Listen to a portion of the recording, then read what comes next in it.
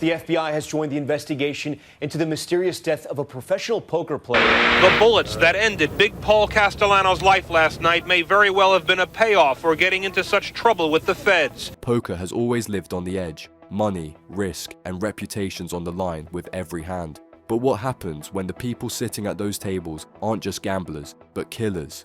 Across the history of cards and casinos, a handful of names stand out not for the pots they dragged, but for the lives they took. Men who shuffled chips by day and crossed into violence by night. Some arranged hits at the World Series of Poker. And here's the part you won't expect. One of these players confessed to something far bigger than the crime he was convicted for. A mystery that haunted the world for years. We'll get there. This is every poker pro who was an actual killer. And it starts not with a back alley or a mob deal, but with a simple conversation at a poker table. Charles Harrelson's name is often remembered today for one reason. He was the father of actor Woody Harrelson, but in the world of gambling, he carried his own legacy as a contract killer who made his deadliest deal at the poker table. The year was 1979. The location, Las Vegas. The event, the World Series of Poker at Binion's Horseshoe Casino. Jamie L. Jimmy Chagra, a flamboyant high-stakes gambler with drug trafficking ties, was under enormous pressure.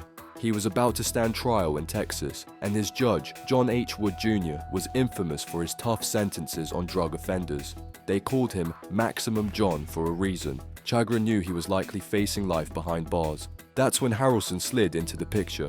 A gambler himself, but with darker credentials, Harrelson struck up a conversation at the table. According to FBI reports and witness testimony, he leaned over and essentially asked Chagra a chilling question. How much would it be worth to see Judge Wood gone?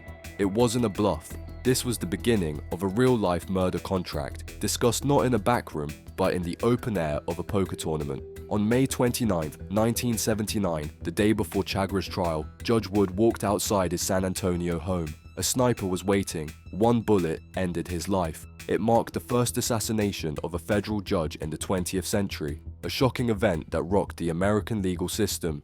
The investigation pointed straight back to Harrelson. After a tense standoff and bizarre public confessions, including one where Harrelson claimed to have also killed President John F. Kennedy, a statement later dismissed as drug-induced rambling, he was put on trial. The evidence was clear. In 1982, Charles Harrelson was convicted of murdering Judge Wood and sentenced to 2 consecutive life terms in prison. Chagra escaped a murder conviction thanks to an alibi and the silence of his brother, though he later admitted to his role in financing the hit. Harrelson would die behind bars in 2007. The poker table where this deadly deal began has become a ghostly footnote in gambling history. A reminder that the line between high-stakes games and high-stakes crime can sometimes vanish entirely. But Harrelson wasn't the only poker player whose life spiraled into murder. The next name on this list was already infamous before his killing, and what he confessed to years later closed one of the biggest missing person cases of the 21st century. Plus, she asked to go back to her hotel, but I was just trying to get dropped off a little bit further away from her hotel, so we could walk back to her hotel and I might still get a chance to be with her. Okay. That's what I was hoping for. Joran van der Sloot is no longer the suspect in my daughter's murder. He is the killer. When Joran van der Sloot first appeared at international poker tournaments, he looked like just another young grinder chasing glory. He had the bankroll, the travel schedule, and the appetite for casinos. But his real legacy would have nothing to do with final tables, and everything to do with 2 horrific crimes. The world first heard his name in 2005. 18-year-old Natalie Holloway vanished on a trip to Aruba, and van der Sloot, then a Dutch student and part-time poker player, became the prime suspect. Despite endless media coverage, Aruba's legal system couldn't pin the case on him. No charges stuck. For years, his name lingered in headlines, tied to a mystery with no resolution. Fast forward 5 years, May of 2010. Van der Sloot was in Lima, Peru, entering a Latin American poker tour event.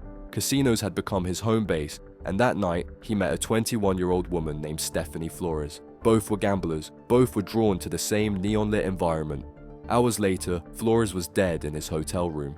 Van der Sloot bludgeoned and strangled her, then fled across the border to Chile in her car. It was the 5-year anniversary of Natalie Holloway's disappearance. Authorities caught him within days. Confronted with overwhelming evidence, van der Sloot confessed. In 2012, he was sentenced to 28 years in a Peruvian prison for Flores' murder. That should have been the end of the story, but with Van der Sloot, there was always more.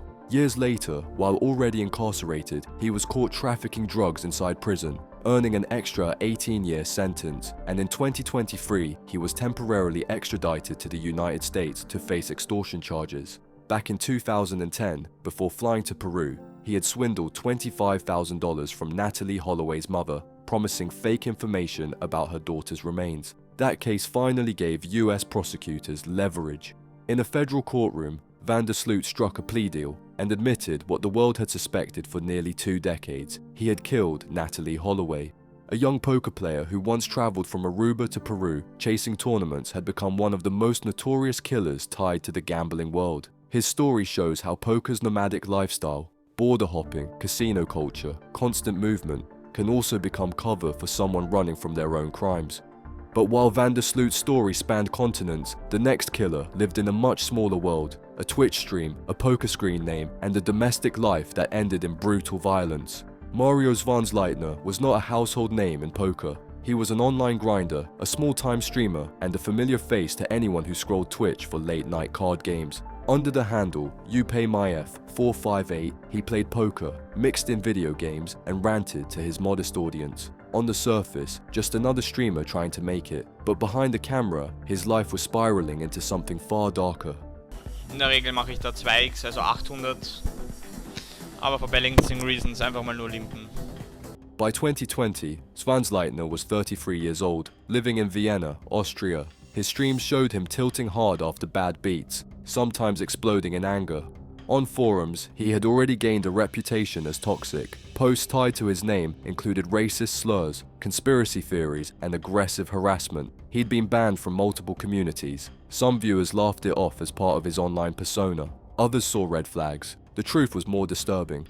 Years earlier, Zwansleitner had been convicted for attempted rape and assault of an elderly woman, serving 32 months in prison.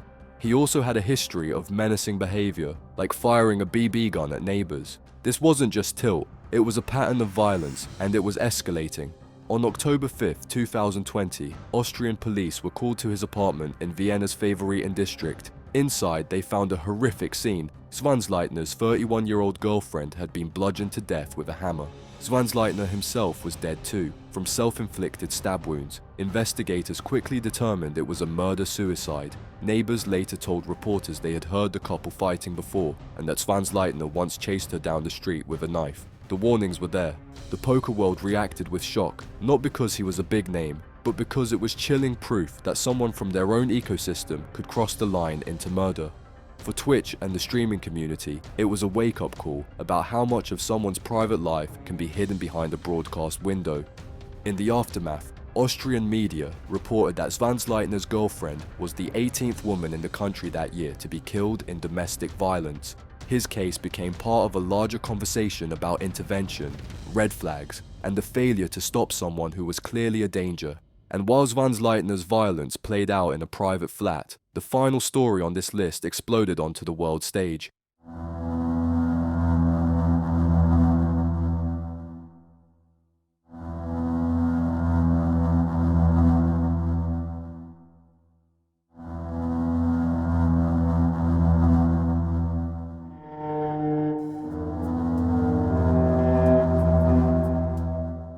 A casino whale with debts in the tens of millions, found dead in his villa under a storm of sword strikes. Akio Kashiwagi wasn't a poker pro in the traditional sense. He wasn't grinding tournaments or chasing bracelets. He was bigger than that, a Japanese real estate tycoon who became one of the most legendary high-stakes gamblers the casino world had ever seen.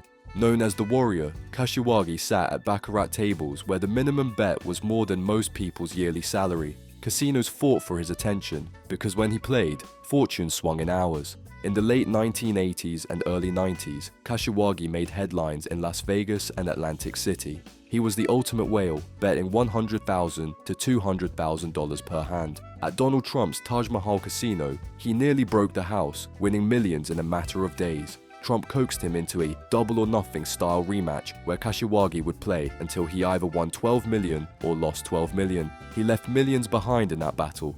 debts that only added to a long line of markers owed across multiple casinos. By early 1992, Kashiwagi was deep in debt. Estimates ran to $19 million, much of it tied to dangerous creditors. On January 3rd, he was found dead inside his villa near Mount Fuji. The scene was like something from a samurai legend turned nightmare. Kashiwagi had been slashed repeatedly with a sword. Some reports said 20 wounds, others claimed as many as 150. Blood covered the paper walls of his home, yet cash, jewelry, and antiques worth hundreds of thousands were untouched. This was no burglary, this was a message. Police arrested suspects with links to organized crime, but no one was ever convicted. The case remains unsolved more than 3 decades later. Most believe the Yakuza ordered the hit, punishing Kashiwagi for debts he couldn't pay, or to scare other gamblers who might think about stiffing the wrong people. His death became infamous in gambling lore, even inspiring Martin Scorsese's Casino, where a Japanese high roller character named K.K. Ichikawa meets a similar fate. For the poker world, Kashiwagi's story showed the razor-thin line between glamour and danger. Casino celebrated his action, but the underworld kept the final hand. And here's the haunting part. With Kashiwagi, the killer was never caught. His murder is still officially unsolved, leaving a shadow over one of gambling's most famous names, and a reminder that not all debts are settled at the table. But killers aren't the only dark story in poker. For every pro who crossed the line into murder, there are dozens who lost their lives in slower, quieter battles. To drugs, to alcohol, to the addictions that come hand in hand with a game built on risk.